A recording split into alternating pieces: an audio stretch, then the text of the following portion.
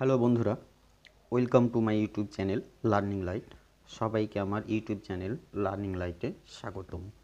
আজকে আমরা উপস্থিত হয়েছি ক্লাস 10-এর জীবনবিজ্ঞান মডেল অ্যাক্টিভিটি টাস্কের প্রশ্ন উত্তর এর সমাধান নিয়ে। তো দেখো, প্রথম যে প্রশ্নটা বলা আছে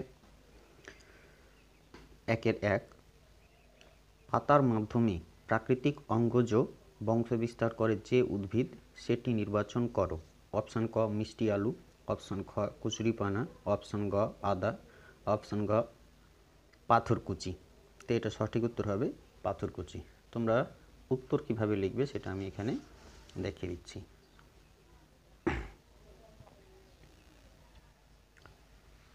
তো তোমরা এইভাবে খাতাটা তৈরি করে নেবে, 1-1 দিয়ে এরকম ফুল বাক্যে উত্তর লিখবে যে পাতার মাধ্যমে প্রাকৃতিক অঙ্গজ বংশ বিস্তার করে যে উদ্ভিদ সেটি হলো ঘ পাথরকুচি। তারপরে 2-এর প্রশ্নটা দেখো,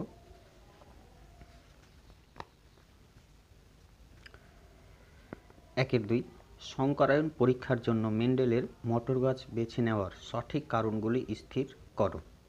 অপশান ক মটর গাছের বংশ বিস্তারে অনেক সময় লাগে। অপশান খ মটর গাছ বিপরীতধর্মী বৈশিষ্ট্যের উপস্থিতি খুবই কম। অপশান গ মটর ফুল স্বপরাগযোগী হওয়ায় বাইরে থেকে অন্য চারিত্রিক বৈশিষ্ট্য মিশে যাওয়ার সম্ভাবনা কম। অপশান ঘ মটর গাছের ফুলগুলিতে কৃত্রিমভাবে ইতর পরাগযোগ ঘটানো সম্ভব নয়। তো এটা সঠিক উত্তর হবে গ। তো তোমরা উত্তরটা লিখবে কিভাবে এখানে দেখে নাও। এইভাবে লিখবে, সংকরায়ন পরীক্ষার জন্য মেন্ডেলের মটর গাছ বেছে নেওয়ার কারণটি হলো গ মটর ফুল স্বপরাগযোগী হওয়ায় বাইরে থেকে অন্য চারিত্রিক বৈশিষ্ট্য মিশে যাওয়ার সম্ভাবনা কম। তারপরে 3-এর প্রশ্নটা দেখো, 1-3 বলা আছে নিচের যে বক্তব্যটি সঠিক নয় সেটি চিহ্নিত করো। অপশন ক অতিরিক্ত বাষ্পমোচন রোধ করার জন্য ফণিমনসার পাতা কাটায় রূপান্তরিত হয়েছে। অপশন খ রুই মাছের পটকার পশ্চাৎ প্রকোষ্ঠে অবস্থিত রেটিয়া মিরাবিলিয়া গ্যাস উৎপাদন করে। অপশান গ পায়রার ফুসফুসের সঙ্গে প্রধানত 9টি বায়ুথলি যুক্ত থাকা যা পায়রাকে উড়তে সাহায্য করে। অপশান ঘ উটের আরবিসি ডিম্বাকৃতি হওয়ায় অতি ঘন রক্তের মধ্য দিয়ে এটি সহজেই প্রবাহিত হতে পারে। তো এটা সঠিক উত্তর হবে অপশন ঘ। তোমরা উত্তরটা লিখবে কিভাবে এখানে দেখে নাও। নিচের যে বক্তব্যটি সঠিক নয় সেটি হলো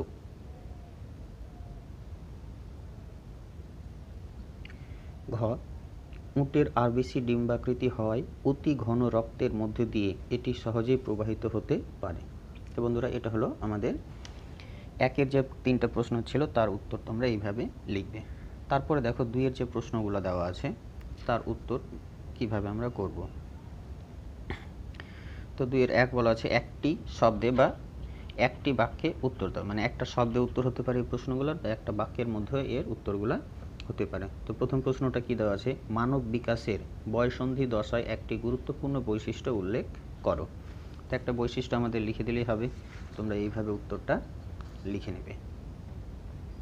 মানব বিকাশের বয়ঃসন্ধি দশার একটি গুরুত্বপূর্ণ বৈশিষ্ট্য হলো এটি একটি সুনির্দিষ্ট প্রক্রিয়া যার মাধ্যমে একটি শিশুর শরীর একজন প্রাপ্তবয়স্ক মানুষের শরীরে পরিণত হয় এবং প্রজনন ক্ষমতা লাভ করে। তারপরে দেখো 2-এর যে প্রশ্নটা বলা আছে বিসদৃশ শব্দটি বেছে লেখো। অর্থাৎ এখানে যে শব্দগুলো দেওয়া আছে তার মধ্যে কোনটা অমিল আছে। তো দেখো প্রথমে যেটা লেখা আছে মটরের সবুজ রঙের বীজ, মটরের সবুজ রঙের ফল, গিনিপিকের সাদা রঙের লোম, গিনিপিকের মসৃণ লোম। তো এখানে তোমরা উত্তরটা এরকমভাবে লিখে নেবে যে প্রদত্ত শব্দগুলির মধ্যে বিসদৃশ শব্দটি হলো গিনিপিকের মসৃণ লোম। তারপরে দেখো 2-এর 3 প্রশ্নটা কি বলা আছে, নিচে সম্পর্কযুক্ত একটি শব্দ জোড় দেওয়া আছে। প্রথম জোড়টির সম্পর্ক বুঝে দ্বিতীয় জোড়টির শূন্যস্থানে উপযুক্ত শব্দ বসাও।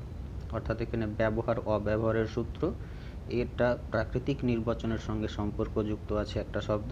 তো ল্যামার্ক এর সঙ্গে সম্পর্কযুক্ত শব্দটা কি হবে সেটা আমাদের এখানে লিখতে হবে। তো এটা হবে ডারউইন। তোমরা উত্তরটা কিভাবে লিখবে? 2-3 ব্যবহার ও অব্যবহারের সূত্র অনুপাত ল্যামার্ক সমানুপাত প্রাকৃতিক নির্বাচন সমানুপাত দিয়ে কি লিখবে? ডারউইন। তো এই হলো তোমাদের 2-এর প্রশ্নের উত্তর। এরপরে আমরা শুরু করব 3-এর যে প্রশ্নগুলো আছে তার সমাধান। তো দেখো 3-এর বলা আছে 2টি বা 3টি বাক্যে উত্তর দাও। তাহলে এখানে যে প্রশ্নগুলো আছে সেগুলো হচ্ছে হয় 2 মার্কের উত্তর করতে হবে আমাদের, না হয় 2 মার্কের মতো আর কি 2টি বা 3টি বাক্যে উত্তর করতে হবে। তো 3-এর 1 যে প্রশ্নটা বলা আছে সেটা দেখো, বলা আছে স্বপরাগ যোগের একটি সুবিধা ও একটি অসুবিধা উল্লেখ করো। তাহলে স্বপরাগ যোগের সুবিধা আর অসুবিধা তোমরা এইভাবে পয়েন্ট করে সুন্দর করে লিখে দিবে। 3-এর 1 দিবে, আর অবশ্যই তোমরা প্রশ্নটা আগে লিখে দিবে, তারপরে উত্তরটা করবে, আর চারিদিকে তোমরা মার্জিনটা সুন্দরভাবে টেনে নেবে। তো এইভাবে তোমরা লিখে দিবে স্বপরাগ যোগের সুবিধা ও অসুবিধা, এটা হেডলাইন করে দিবা সুবিধা। স্বপরাগ যোগ ঘটানোর জন্য বাহকের প্রয়োজন হয় না। আর অসুবিধা, এই পরাগযোগের জন্য প্রকরণ সৃষ্টি হয় না, ফলে সেই জীবের ধ্বংস হয়ে যাওয়ার সম্ভাবনা বেশি। তারপরে নেক্সট প্রশ্ন দেখো 3-এর 2 কি বলা আছে?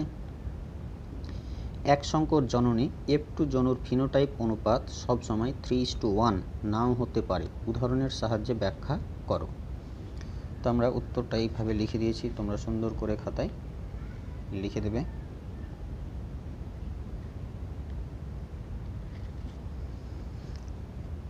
কি লিখবে? মেন্ডেল তার এক সংকর জনন পরীক্ষায় বিশুদ্ধ লম্বা টিটি ব্র্যাকেটের মধ্যে লিখে দেবে মোটর গাছের সঙ্গে বিশুদ্ধ বেটে টিটি মোটর গাছের ইতর পরাগযোগ ঘটান এবং প্রথম অপত্য জনুতে উৎপন্ন সংকর লম্বা গাছগুলির মধ্যে স্বপরাগযোগ ঘটান ও দ্বিতীয় অপত্য অর্থাৎ F2 জনুতে 3:1 অনুপাতে লম্বা ও বেটে মটর গাছ উৎপন্ন হয়, অর্থাৎ 75% লম্বা মটর গাছ ও 25% বেটে মটর গাছ উৎপন্ন হয়। F2 জনুতে ফিনোটাইপ অনুপাত 3:1 হলেও জিনোটাইপ অনুপাত যা জীবের জিন বিশ্লেষণে প্রাপ্ত, এটা হচ্ছে 1:2:1, অর্থাৎ আমরা বলতে পারবো যে লম্বা মটর গাছ অর্থাৎ 25% লম্বা, 50% সংকর লম্বা ও 25% বেটে মটর গাছ, এটা। তো 2-এর 3-এর উত্তর হচ্ছে তোমাদের এটা। তোমরা খাতায় সুন্দর করে লিখে নেবে। নেক্সট দেখো 4-এর যে প্রশ্নটা দেওয়া আছে, বলা আছে 4-এর 1 ডারউইনের মতবাদ অনুসারে যোগ্যতমের উদ্বর্তন কিভাবে ঘটে ব্যাখ্যা করো। শিম্পাঞ্জিরা বিভিন্নভাবে তাদের সমস্যার সমাধান করে, বক্তব্যটির যথার্থতা উদাহরণের সাহায্যে বিশ্লেষণ করো। তো এখানে দুটো প্রশ্ন আছে, আগে প্রথম পার্টে লিখে দিতে হবে ডারউইনের মতবাদ অনুসারে যোগ্যতমের উদ্বর্তন কিভাবে ঘটে, অর্থাৎ এর মতামতটা দিতে হবে। তারপরে শিম্পাঞ্জিরা বিভিন্নভাবে তাদের সমস্যার সমাধান করে, এটার যুক্তি আমাদের দেখানোর জন্য কয়েকটা এর উদাহরণের সাহায্যে বৈশিষ্ট্যগুলো বলে দিতে হবে। তো আমরা প্যারা করে দুটোর উত্তর করে দেব। প্রথমে আমরা লিখে দেব ডারউইনের মতবাদ। তো ডারউইনের মতবাদটা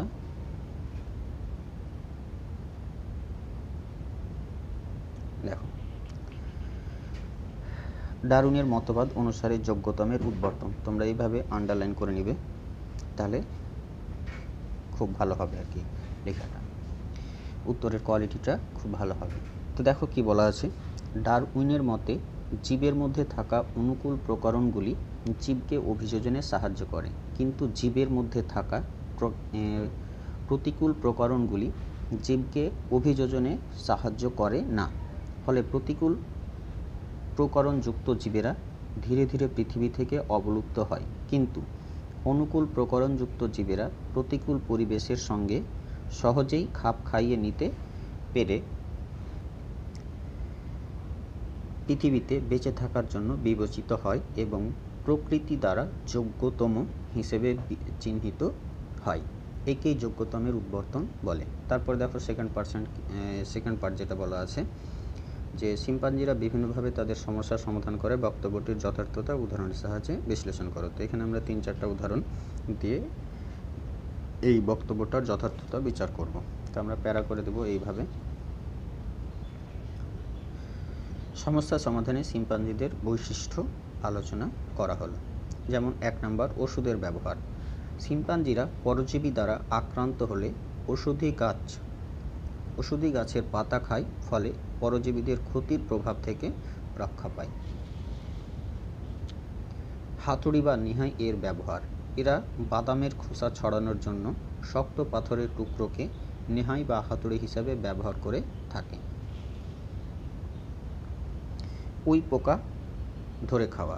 কোনো জায়গায় উই পোকার ঢিবি দেখলে গাছের শাখা দিয়ে সূচালো দণ্ড তৈরি করে সূচালো প্রান্তটি ঢিবির মধ্যে প্রবেশ করিয়ে দেয়। তখন উই পোকাগুলি লাঠি বেয়ে লাইন ধরে বেরিয়ে আসে। শিম্পাঞ্জিরা তা মহা আনন্দে খেয়ে ভোজ সারে। ভাবনা চিন্তা করা। মানুষের মতোই এরা গালে হাত দিয়ে ভাবনা চিন্তা করে। এরা মানুষের মতোই দুঃখ, কষ্ট, রাগ, আনন্দ, খুশি প্রভৃতি অনুভূতি প্রকাশ করতে পারে। তো এখানে তোমাদের 3টা বৈশিষ্ট্য লিখলেই হবে, তবু আমি 4টা লিখে দিলাম, কোনো সমস্যা নেই। আরও তোমাদের বইয়ে এই উত্তরগুলো পেয়ে যাবে, আরও যদি ইচ্ছা হয় লিখতে পারো। তো বন্ধুরা, আমার ভিডিও দেখে উপকৃত হয়ে থাকলে অবশ্যই একটা কমেন্ট করবে, একটা লাইক করবে, আর বন্ধুদের শেয়ার করবে।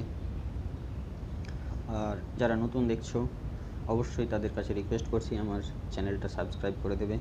সবাইকে ধন্যবাদ, ভালো থাকবে সবাই।